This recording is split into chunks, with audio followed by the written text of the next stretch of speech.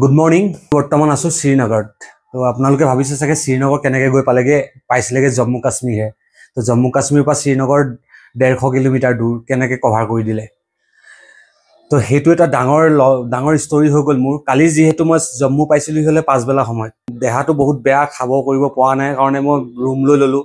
তো ৰুম লৈ পিছবেলা খাবলৈ যেতিয়া ওলাই আহিছিলোঁ ওলাই আহোঁতে মানে মই পুলিচ আৰ্মি চাৰ্মিবিলাকতো ৰাস্তাৰ কাষত ৰখি থাকে। তো সিহঁতক মই সুধিলোঁ, तो बंद कर दिया है, अकेले तुम साइकिल लेके नहीं जा पाओगे क्योंकि तुम्हें प्रोटेक्शन नहीं है तुम्हारे पास, कोई भी तुम्हारा कोई साथी भी नहीं है, तुम्हारा कोई कुछ भी नहीं है, तो आगले जाबले নহব, तुम अभी यहाँ से वापस चले जाओ जहाँ से आए हो। তেনেকৈ বুলি কোৱাৰ পিছত মই কৰিম কি এতিয়া। চাহ খাই পেলাই ৰুমলৈ গ'লোঁ। ৰুমটো মই গুগল চাৰ্চ কৰিলোঁ, কিবা চাৰ্চ কৰি পেলাই পালোঁ জম্মুৰ পৰা শ্ৰীনগৰ বাছ চলে। তো তেনেকৈ পাই পেলাই মই শ্ৰীনগৰ বাছ কাউণ্টাৰত আহিলোঁ। কাউণ্টাৰলৈ আহি বাছৰ টিকেট লৈ পেলাই জম্মুৰ পৰা শ্ৰীনগৰ আহিলোঁ। শ্ৰীনগৰত চাগে চব নৰ্মেল হৈ যাব, একো টেনশ্যন নাই, তাৰ পৰা মই আৰামত যাবগৈ পাৰিম। তো যেতিয়া শ্ৰীনগৰ পালোহি, ইয়াতো সেই একেই পৰিস্থিতি। ৰাতিপুৱা সময়ত শ্ৰীনগৰ পালোহি, ইটো মানে লগ পাই পেলাই মই ডাইৰেক্ট এইবিলাক কথাই সুধোঁ, মানে যোৱাটো কিমান চেক পোষ্ট আছেই, আৰু মোকতো ঘূৰা দেখিছেই। তো সেইটো কাৰণে মানে সুধি দিওঁ মই। তো সুধি দিয়াৰ পিছত মানে ডাইৰেক্ট মোক মনাই কৰি দিয়ে, অফে কৰি দিয়ে, মোক ৰিটাৰ্ণ গুচি যাবলৈ কয় য'ৰ পৰা আহিছিলে। তো তাৰপিছততো কৰিম কি এতিয়া। মোৰ মন চন ভাগি গৈছেগৈ, মানে কি ক'ম। কালি ৰাতি যিহেতু টোপনি ক্ষতি হোৱা নাই, আকৌ শুই দিছোঁহি, টোপনি ধৰা নাই। মানে কি কৰিম, ইমান 3000 কিলোমিটাৰ আহি পেলাই মই ইয়াত উঠি যাবহিলগীয়া হয়, তো কেনেকুৱা ধৰণৰ হ'ব।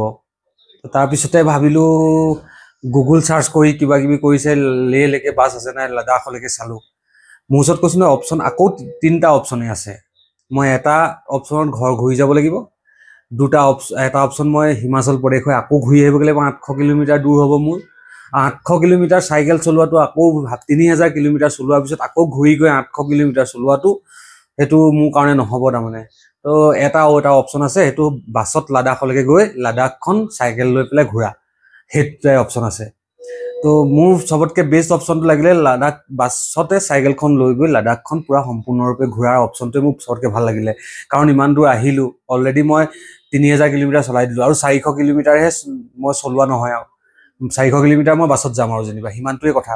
তো তাৰপিছত মই বাছ ষ্টেণ্ড গ'লোঁ, বাছ ষ্টেণ্ডত কথা পাতিলোঁ। কথা পতাৰ পিছত ক'লে যে দাদা এজনে কাইলৈ বাছ আছে ইয়াৰ পৰা লাডাখলৈকে, 12 ঘণ্টাৰ এটা যাত্ৰা হ'ব, 400 কিলোমিটাৰৰ। তো আহি টিকেটটো পাবা ইয়াত। অ'কে, মই সেইটো শুনি ভাল লাগিলে। তাৰপিছতে মনটো অকণ ভাল লাগিছে দেই। তাৰ উপৰি খৰচ বহুত বেছি বাঢ়ি গৈছে। এনেকৈ এইটো যাত্ৰাটো এনেকুৱা ধৰণেই শেষ কৰোঁ আৰু, যিহেতু মোৰ অহা ৰাস্তাটো ভুল হৈ গ'ল। মই কেতিয়াও আহিব নালাগিছিলে জম্মু, শ্ৰীনগৰ, সোণমাৰ্গ, কাৰ্গিল হৈ পেলাই মই যাবৰ কাৰণে কেতিয়াও আহিব নালাগিছিলে। মই আহিব লাগিছিলে হিমাচল প্ৰদেশ হৈ পেলাই।